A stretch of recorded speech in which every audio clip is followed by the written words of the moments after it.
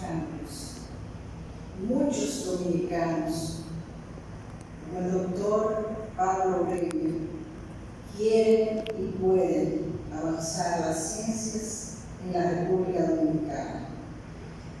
Esta noche tenemos al doctor Pablo Antonio Ureña Torres, médico egresado de la hoy Pontificia Universidad Católica Madre y Maestra de Santiago, República Dominicana, en el año 1983.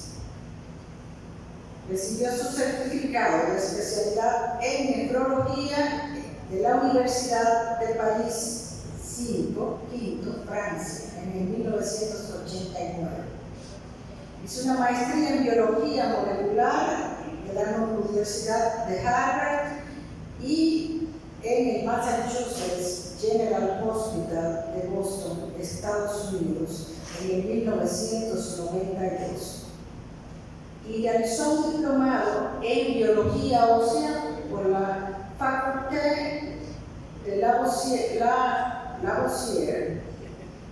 de la Universidad de París VII en el 1996. Con más de 30 años trabajando en el campo del diagnóstico, prevención, tratamiento y evolución de la osteodistrofia renal o la enfermedad crónica renal, particularmente enfocado en the chronic kidney disease, mineral and bone disorders, enfermedad crónica del riñón y los desórdenes de huesos y minerales. En su investigación, el doctor Ureña Torres, en sus investigaciones, ha demostrado: 1. La capacidad de ciertas membranas de diálisis para unir y filtrar la beta-2 microglobulina y, en última instancia, prevenir la aparición de amiloidosis asociada a la beta-2 microglobulina y relacionada con la diálisis. 2. Que los lipopolisacáridos o endotoxinas radiomarcadas podrían atravesar la mayor parte de la membrana de hemodiálisis, lo que podría considerarse como uno de los factores asociados a la microinflamación crónica observada durante el tratamiento de hemodiálisis. Este hallazgo condujo en la década de los 90 al desarrollo de filtros de dializado para máquinas de diálisis que absorben y eliminan los lipopolisacáridos del líquido de dializado, que más del 65% de los pacientes con hiperparatiroidismo secundario grave, las glándulas paratiroides extirpadas muestran un patrón de crecimiento celular monoclonal. Participó en el clonaje y caracterización del gen del receptor de la hormona paratiroidea, PTH, péptido relacionado con la PTH-GLP,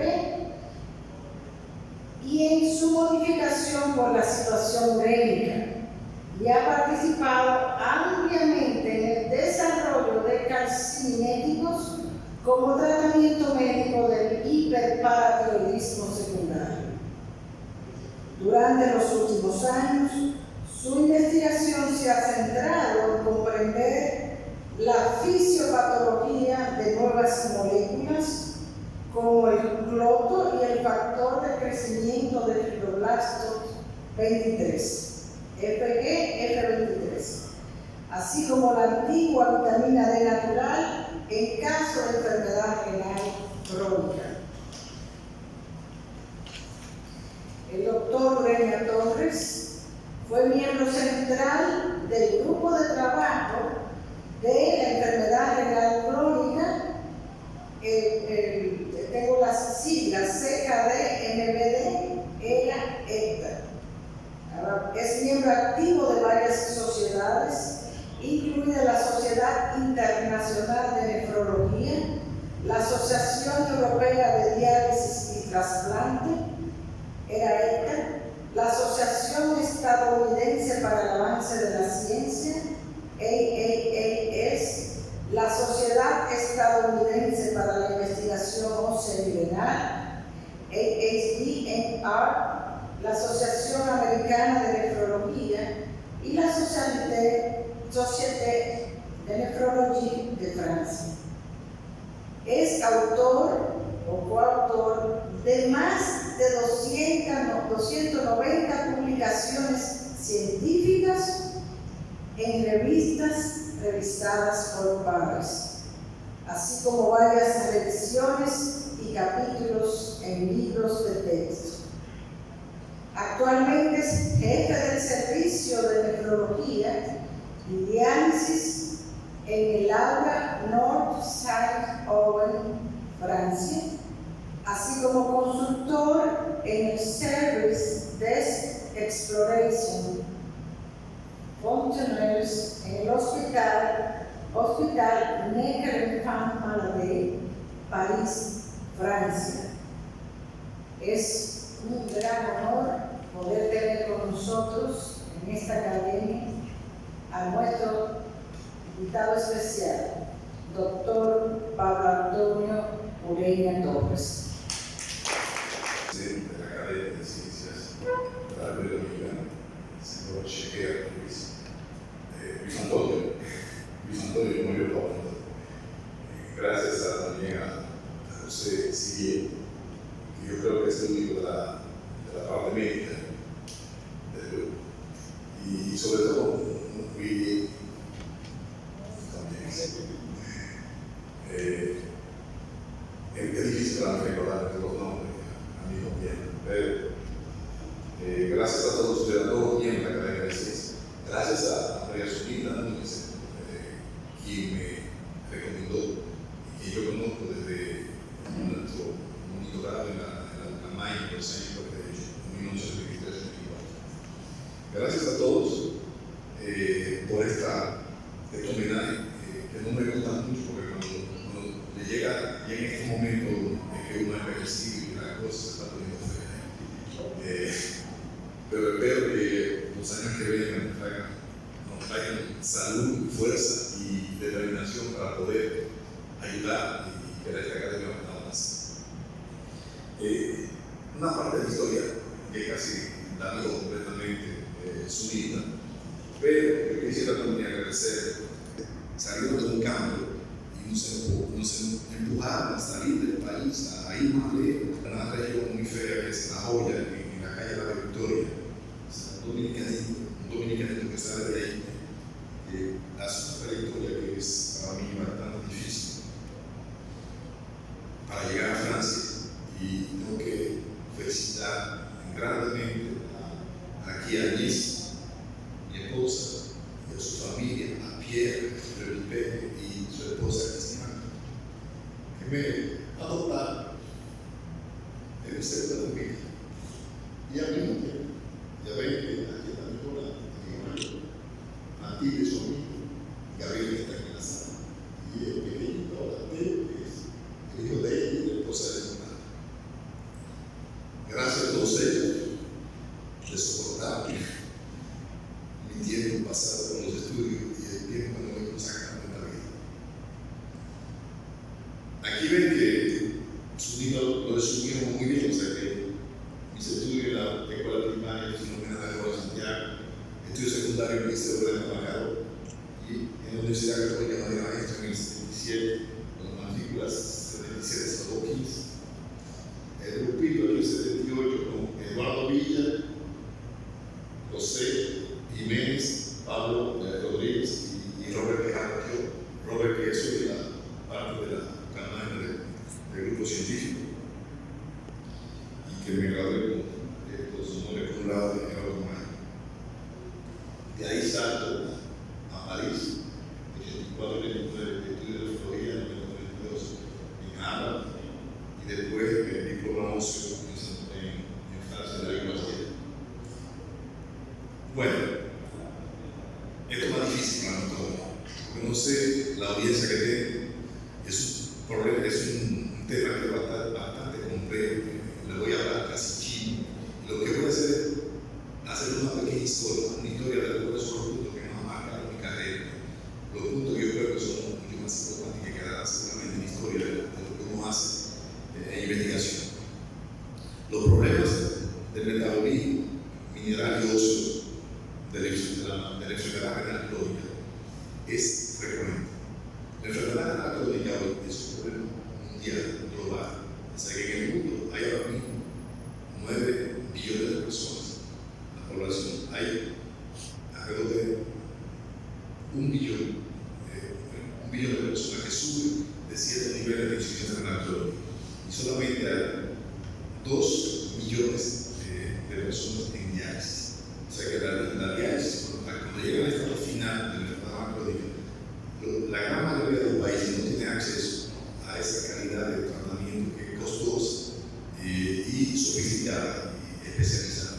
O sea, que la gran mayoría de personas en países como Pakistán, India, África, mueren antes que la detecten o antes que se pueda tratar la enfermedad renal crónica. Esa enfermedad crónica, desde que pasa unos ciertos niveles, los niveles del estadio 3, el 3A, 3B, que son una tasa de filtración globular menos de 60 mililitros por minuto, ahí comienzan a verse los problemas óseos, los problemas del metabolismo mineral.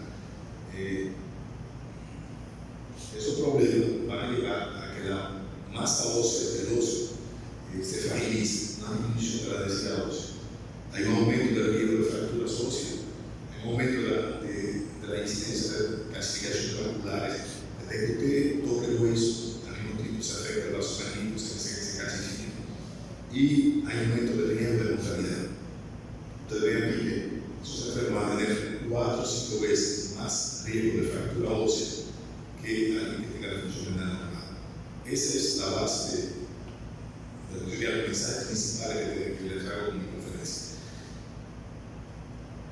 Y ese es el esquema más sencillo de todo que existía en los años 60. Y voy a enseñar la foto de una persona. Esa persona que está aquí, en Bridger, estado Polson, argentino, estado en Estados Unidos, describieron en los años 60 lo que pasaba con la función renal disminuye. Disminuye y hay 2 problemas con el fósforo y el calcio, la vitamina D. El fósforo aumenta, pero no puede eliminarlo completamente. La vitamina D activa disminuye y eso induce una hipocalcemia. El calcio baja. Y al bajar el calcio, eso aumenta la secreción de hormonas que llaman la PTH, hormona paratiroidea. Y eso lo llaman el hiperparatiroidismo secundario. Y es la primera anomalía que ocurre en esos enfermos renales y que está al origen, a la clave de todos los otros problemas de fracturas de calcificación vascular. Ese tema se complicó muchísimo en los años 90. Y aquí ven todos los actores que contribuyeron a esto. O sea que, por un lado, en las glándulas paratiroideas se determinaron, se descubrieron algunas anomalías, como que los receptores de la vitamina D, del calcio y de cloro estaban disminuidos.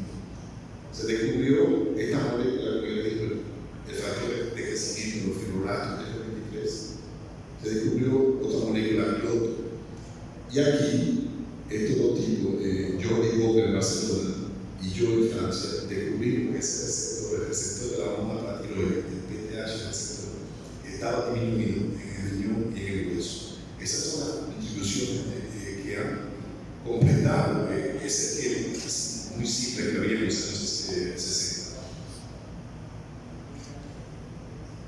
Un poquito de historia en cuanto a la PTH. La PTH, la hormona paratiroidea, se conoce en los años 1511, Leonardo da Vinci.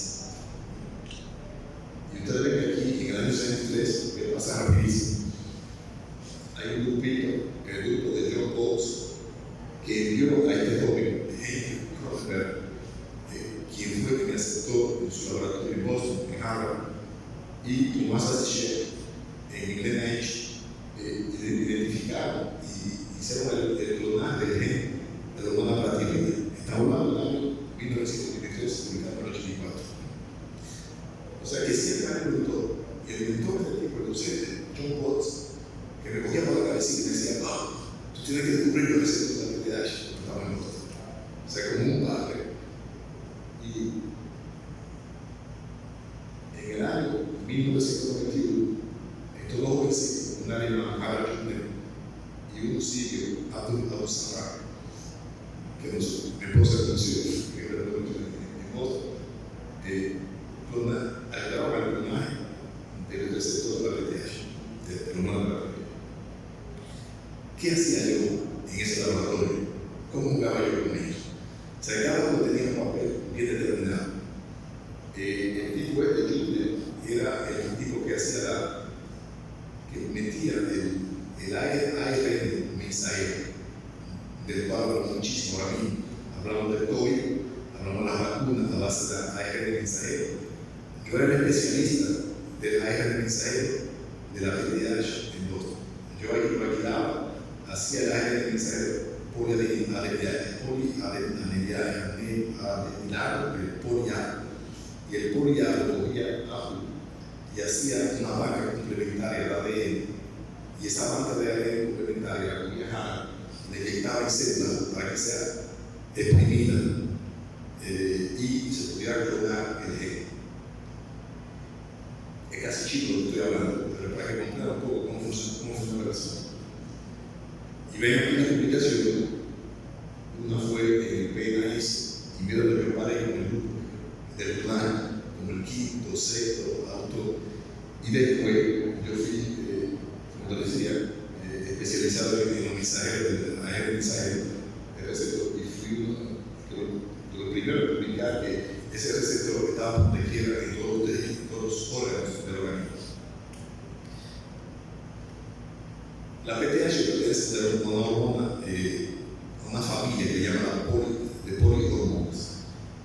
Y aquí ven que se descubrió en el 2013, se publicó en el 1955. Hay otra molécula que se llama el PTH-EDP, como decía su nombre, y hay otra molécula que se llama el KIT39, y cada una de ellas va a se fija sobre receptores diferentes, donde hoy no se conoce muy bien la función de cada uno. La PTH no sabe que regula el calcio, el fósforo, regula la síntesis de vitamina D y regula la formación ósea. El PTH, el receptor de tipo 3, está en la piel, donde la conocimos, y está en el páncreas y en el cerebro, y juega un papel importante en la percepción del dolor. Aquí ven que cada vez que se identifica o se clona una proteína, hay repercusiones clínicas, o sea que no seas sencillamente por una eso. Después se descubrió que había mutaciones del receptor de la PTH, y esas mutaciones podrían ser inactivadoras o activadoras constitutivamente. Cuando está activada constitutivamente, da una enfermedad que llama la enfermedad de Jensen.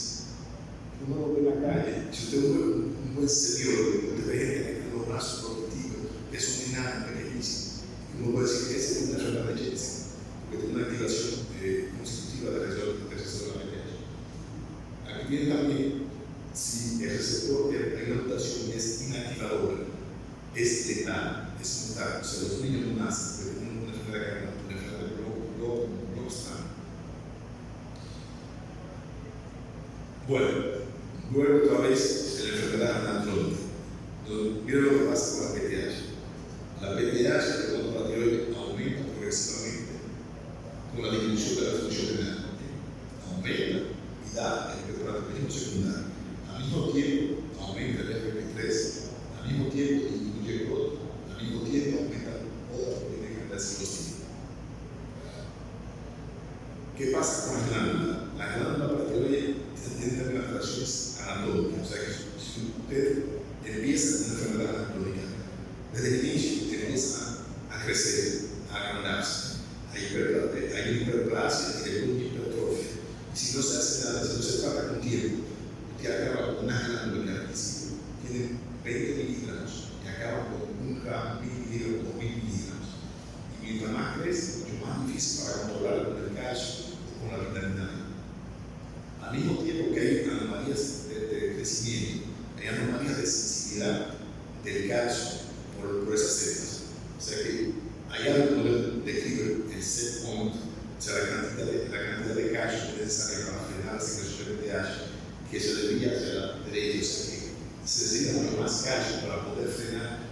selección de hormona de PTH. Y al mismo tiempo, en esas glándulas que son hiperplásticas, que crecen sin control, hay ganancias y pérdidas genéticas. Y ese fue uno de los trabajos también que yo hice con este tipo que se llama Andrew. Y había un tipo así de otro que se llama Milton Brown, un papel que publicamos en los años 25, donde demostramos que esa glándula tenía una pérdida de alelo y que se volvía de crecimiento monoclonal, o sea, un crecimiento casi canceroso en el mundo relativo de los enfermos que se operaban de bipolaridad simultánea. ¿Qué pasa con el hueso que se enferma? Cuando hay hipertrofia secundaria, el hueso normal que está aquí, lo que pasa es que se vuelve fibroso. Hay una aceleración de la tasa de formación ósea y de resorción ósea. Y ese hueso, como ven aquí, la dos marcas de un marcador, una actividad muchísimo más rápida que la normal. Lo que lleva a situación clínica muy conocida de esos enfermos son la hiperresorción ósea de la falange, unas lagunas óseas que llaman tumores marrones, tumos. Aquí vengo en el cráneo, en un aspecto de sal y pimienta, o sea que son hoyos en el cráneo de los enfermos renales, pérdida de hueso, las vértebras pueden romperse también, aplastarse. Y ahora, ¿cómo tratamos a estos enfermos? Lo tratamos hay 5 puntos que deben ser sobre de manera preventiva y lo más rápido posible de que haya enfermedad renal. La primera es la vitamina D nativa. La vitamina D nativa hoy se dice que en estos países que tienen unas latitudes bastante calientes, donde hay sol, porque 70% de la síntesis de la vitamina D pasa a la piel. O sea que aquí en América Latina seguramente los niveles son de ese nivel de 30 o 50 o 60 nanogramos por litro si se mide. No sé si hay estudios en América Latina que se han estudiado. La importancia es que cuando se normaliza la vitamina D, como decía una de las diapositivas anteriores, en la glándula paratiroidea hay el receptor de la vitamina D. Y cuando ese receptor está presente, usted ve que la PTH aumenta si no hay vitamina D, el resto de la vitamina D. La vitamina D parece que frena, disminuye la expresión del gen de la PTH en la célula paratiroidea.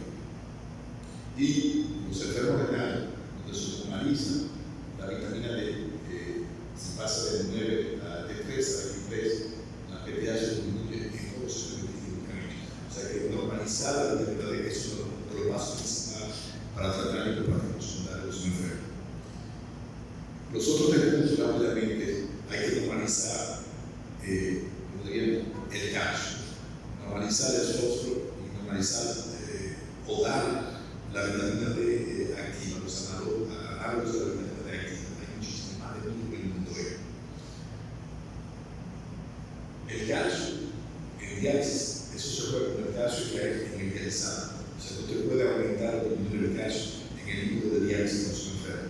O puede jugar con el calcio con la dieta, darle calcio con la boca, o darle calcio con lo que de fósforo. Y cada vez que se aumenta el calcio en los aportes de calcio, el calcio mecanizado, siempre se ve que hay una baja de PTH. O sea, tú aumenta el calcio, la PTH automáticamente. Si le disminuye, la PTH aumenta. Igual con el fósforo. El fósforo se disminuye. Hay receptores que son sensibles a la glándula y se disminuye la PTH también. Y la vitamina D activa, o sea que hay muchísimos estudios con el 1-alfa o con el calcitriol, cuando se le da de manera eficaz, es también una manera de controlar la PTH de esos enfermos. El otro descubrimiento que se hizo en los años 90, en el mismo periodo donde yo estaba en Boston, fue en el 92 o 93, fue el clonaje del gen de receptores del calcio. O sea, el receptor sensible al calcio. Y ese receptor fue otro descubrimiento increíble, publicado en el 93 en Nature, una revista muy importante científica. Ese receptor se demuestra que puede fijarse a un catión. Nos imaginamos que los receptores solamente son para otras proteínas o para lípidos. Esto fue para un calcio, no se descubrió para el fósforo, no se descubrió para el agua, el receptor del calcio. Ese receptor se encuentra en la célula paratiroide, pero también en la célula C de la tiroides. Y la tiroides lo que hace es que regula la secreción de calcio en la paratiroide regula la secreción de PTH. Dio lugar a que se sintetizaran, se fabricaran los calcimétricos. No sé si es de los calcimétricos, los Limpar, el Sincipar en Estados Unidos, calcimétricos orales, y ahora mismo hay calcimétricos inyectables. Es una manera muy eficaz de controlar la secreción de PTH, o sea que es una molécula que va a hacerle creer a la célula paratiroide que hay mucho calcio y activa ese receptor y disminuye la secreción de PTH. Muchísimos estudios, más de 100 estudios. El más grande fue el estudio que llaman Eduardo, 13.000 estudios mundiales, comparan el placebo y cuando se le da aquí con la PTH en Mamey aquí es mucho más baja que el placebo. O sea que en esos estudios se controló perfectamente la PTH. Al mismo tiempo baja el calcio, baja el fósforo, el producto fosfocálico baja, o sea, una manera muy eficaz de controlar. Y de otro lado, el calcimétrico inyectable, que es el de calcetín, que es 10 veces, 20 veces más potente que el oral. Y es mucho más fácil de controlar porque usted sabe que está inyectando el calcio y sabe lo que está haciendo con esos enfermos. La otra manera última de controlar esa enfermedad es operar la paratiroidectomía quirúrgica. O sea, y ese es el método muy más sencillo en nuestro país. En los países en vía de desarrollo, como no tienen acceso a esa medicina tan cara, eso significa lo que hay un hueso humano puede ir y encontrar el cuadro blanco paratiroide y sacarse, o ir electivamente y sacar una glándula y con eso controlar si pueden desarrollar la secreción de PTH. Es importantísimo porque yo llegué a Francia en el año 84. La primera publicación que hice fue en el 89 con Carlo Basile, es un italiano, y lo que me interesaba, y así empieza la historia de mi carrera, fue que la PTH, tengo 60 enfermos que aquí había mucho operar, fuimos a ver los marcadores biológicos que pasaban con ellos, y publicamos un papel en Química Internacional, donde se demostraba que en la primera semana después de la cirugía aumentaba la fosfatasa alcalina total y la fosfatasa alcalina ósea, que son proteínas indicadoras que la formación ósea ha aumentado. O sea que el hueso se mineraliza de muy buena publicación en esa. Y, como yo decía, el asunto es complicadísimo, es complejo. Yo traté de resumir lo más sencillamente lo que pasa con el hueso de los enfermos. Pero al mismo tiempo, el inicio de ese microorganismo secundario, esa hiperactividad ósea. Pero el problema es que lo tratamos muy eficaz en todos los sitios, en Europa, y cuando se trata demasiado, si operamos enfermos que quitan la PTH, le quitan la cuatro blanca, el otro lado de la medalla es peor. O sea que provocamos lo que llaman un hueso dañado, una osteopatía abajo de tolerable. O sea que nada es bueno en exceso. O sea, si no tiene mucho PTH, no es bueno, pero si no tiene PTH, es peor. O sea, cae aquí un hueso laminante. Y ese hueso laminante son definiciones histológicas, o sea, que hay una biopsia ósea y la biopsia ósea muestra que no hay casi ninguna formación que el hueso se llena de grasa, de eritrocitos, no hay fibrosis, no hay aluminio, no hay nada, o la causa es una PTH demasiado baja, en muchos casos. Y eso predispone a muchísimas enfermedades y complicaciones de enfermos. Hoy en día, en diálisis, se dice que hay 2/3 de los enfermos, es posible, que tienen un bajo renumerario, o sea que el hueso no funciona como se debe, no efectúa ese papel que tiene de tampón, de buffer, donde debe fijar el calcio de fósforo. Y ese calcio de fósforo que se queda libre, lo que hace es que va a hacer la depositasa en la válvula cardíacas, en los vasos sanguíneos, y provocar calcificación, y provocar un aumento de la mortalidad cardiovascular cerebral porque tiene un hueso que no funciona bien. Miren aquí una radiografía de un enfermo en diálisis donde no se le ha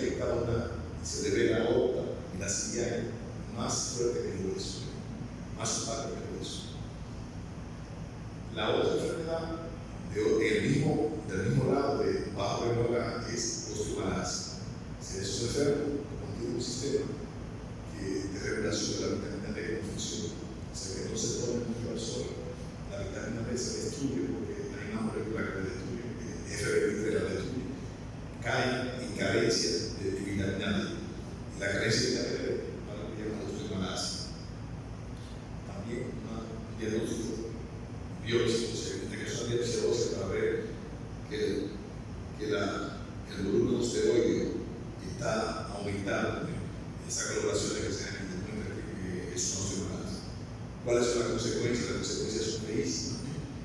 Publicamos recientemente un artículo donde ve que los enfermedades cuando tienen osteomalacia tienen hipofosfatemia, reforzado, está muy bajo, la carencia de vitamina D, puede ser el aluminio, el magnesio, el calcio muy bajo, o sea que los niños se deforman y los adultos tienen fracturas que le llaman muy bien descritas, un séptima fracturas cutáneas, o sea que levantándose pueden moverse la cadera, moverse un brazo, la piel, sin ningún esfuerzo.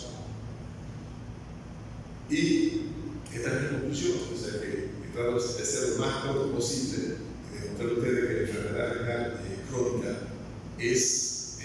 implica que haya desórdenes importantísimos del metabolismo mineral y óseo, son frecuentes y graves.